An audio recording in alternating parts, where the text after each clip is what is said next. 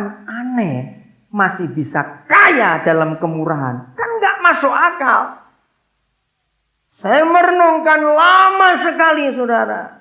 Tapi kira begini kesimpulan, sebuah kalimat hikmat yang Tuhan tunjukkan. Orang yang nggak punya sesuatu. Kalau kita baca lagi ayat 2, berarti gereja di Makedonia itu punya sesuatu, punya apa-apa atau tidak? Nggak punya, habis-habisan, sangat miskin. Ternyata orang yang nggak punya apa-apa, itu dia tetap punya sesuatu dalam hidupnya.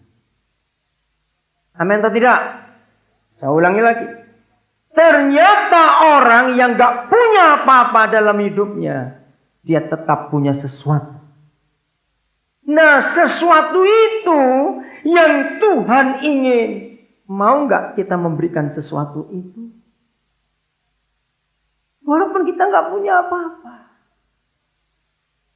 Apa sesuatu itu? Ini latihan kita dalam mengenapi surat 3 Yohanes tadi. Sikap, mental, tindakan orang Kristen, orang percaya itu seperti apa? Anak-anak muda, engkau yang masih SMP, SMA, apalagi yang orang tua mukanya, belajarlah mulai hari ini, engkau selalu ingat orang lain dalam hidup. Selalu ingat orang lain. Kalau dari kecil kita membiasakan anak-anak kita untuk hidup terus ingat orang lain. Hebat sekali. Saya mengajar anak-anak kami.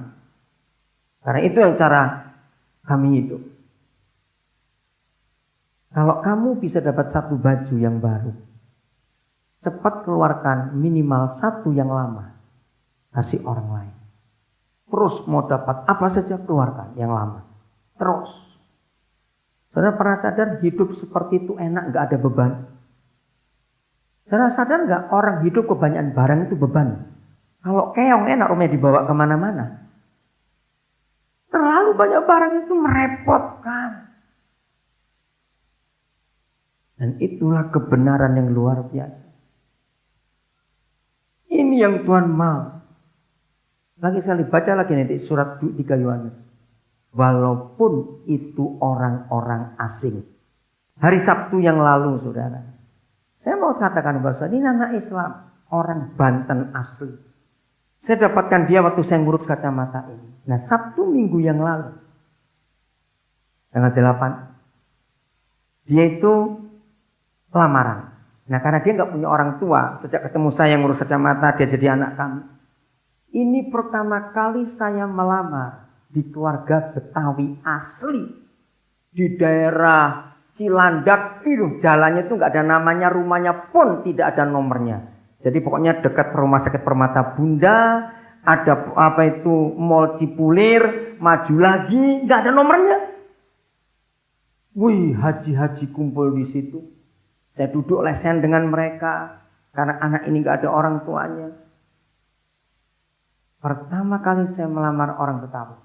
Kalau melamar orang Bali, dengan pakai ada Bali, saya sudah pernah kumpul para pendeta Hindu itu di desa, satu desa di Singaraja. Saya bersyukur kepada Tuhan, yang kami urus bukan cuma orang Kristen.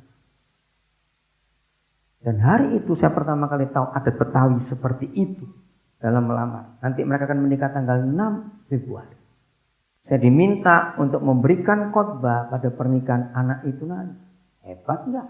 Mereka tahu saya pendeta. Di antara tokoh-tokoh Betawi. Ayo kita buat ini dalam hidup. Bagaimana orang-orang lain kita bisa pengaruhi dalam hidup ini. Itulah kasih Tuhan. Apa itu sesuatu dalam hidup ini? Kalau saudara pernah baca bukunya Joel Osteen. Maka dia berkata begini. Dan saya setuju pendapat itu. Kalau kita nggak punya apa-apa. Tetap kita masih punya mulut, bukan? Nah, di mulut ini kita bisa keluarkan kata-kata nasihat dan hiburan buat orang lain. Itu lebih daripada benda apapun. Kalau pas orang itu lagi membutuhkan sesuatu, tiba-tiba bisa keluar kata-kata hikmat itu. Orang itu diberkati luar biasa. Amin. Orang itu dihibur. Kalau toh kita nggak bisa ngomong, nggak tahu mesti mengucapkan apa. Pernahkah saudara menyadari ada orang yang baunya seperti apapun, lalu kita peluk dia, orang itu mengalami kesembuhan yang luar biasa. Jadi kalau kita nggak punya apa-apa, bukan berarti kita nggak punya sesuatu. Tetap punya. Anak Tuhan, mari kita punya konsep yang benar dalam hidup ini mulai hari ini. Supaya dunia melihat Yesus lewat kita semua. Ayat 3. Aku bersaksi, Paulus menyaksikan, bahwa mereka telah memberikan menurut kemampuan mereka. Bahkan melampaui kemampuan mereka.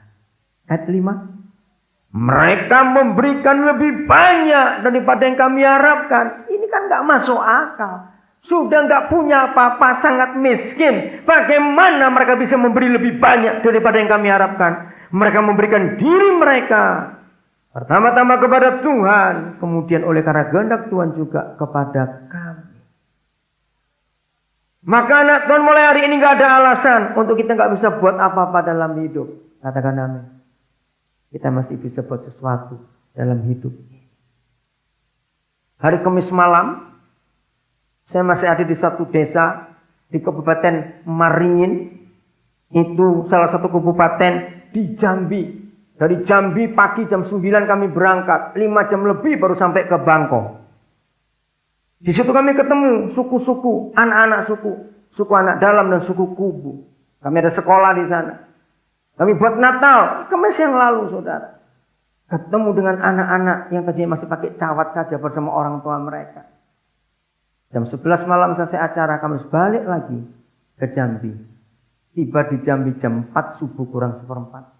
Dan jam 9 pagi kami terbang ke Surabaya. Karena Jumat malam itu ada doa malam di WL Supratman.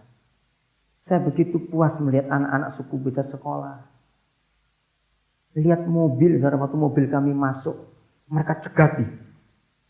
Mereka pikir itu binatang apa bisa bergerak. Mereka keliling mobil kami. Saya bawa 2 orang pengusaha yang masih muda dari Subang 1, dari Denpasar 1. Dia nangis. Dalam zaman seperti ini ada orang masih belum pernah lihat mobil dan mereka rasa heran. Apa yang kita bisa buat? Kami lagi bangun sekolah di situ. Kami lagi tawar rumah. Saya kontrak rumah di sana sudah 6 tahun. Ini punya rumah mau jual. Saya lagi nego.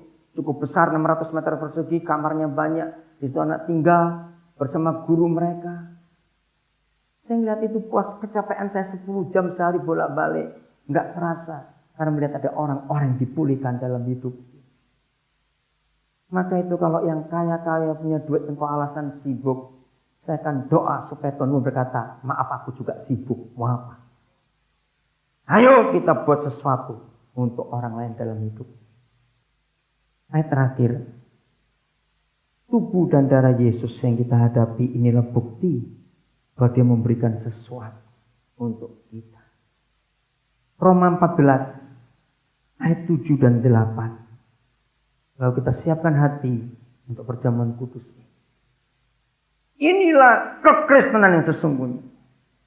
Sebab tidak ada seorang pun di antara kita yang bagaimana?